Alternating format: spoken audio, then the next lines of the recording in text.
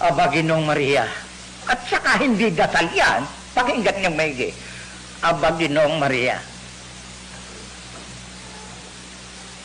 Sa Tagalog ngayon yung salitang Aba, Ginoo, sa lalaki yun. Aba, Ginang Maria, kung talagang tutusin ninyo. Aba, Ginoong Maria, napupuno ka ng grasya, ang Panginoon Diyos ay sumasa iyo, bukod kang ipinagpala sa babaeng lahat, ipinagpala ka naman ng anak mong si Jesus. Santa Maria, ang ina ng Diyos. Laking kalapatanganan. Ang Diyos ay walang pinagmulan. Si Maria ay nilalang ng Diyos at hindi si Maria ang nanganak sa Diyos. Doon sa dasal na yun, gumagawa kayo ng paglapastangan sa Diyos. Santa Maria, ang ina ng Diyos, ipanalangin mo po kaming makasalanan ngayon at kung kami mamatay. Amen, Jesus. Ano dasal? Paulit-ulit yun.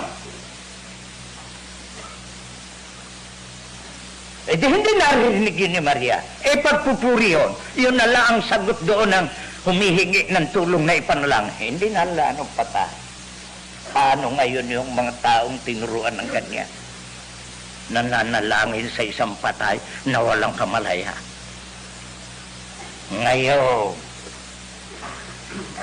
hanggang kailan po ba mananatili yan? Mga patay riyan. O bago iyan, atin mo na. Nakapupuri po ba sa Diyos ang patay na tao?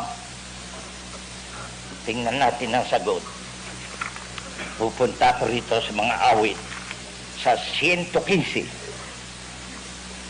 Pakinggan ninyo. At ang versikulo ay 17. Ang patay ay hindi pumupuri sa Panginoon. Ni sino mang bumaba sa katahimikan. Hindi nakakupuri, patay.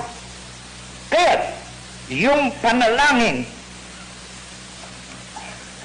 ako'y nananalangin kay Santa Maria Birhen, kay San Miguel Arcangel, kay San Juan Bautista, a los Santos Apostoles, kay San Pedro, kay San Pablo, kay San Agustin, Ama natin, at sa iyo, Padre. Tingnan ninyo kung anong Diyos ng mga Katoliko. Tao.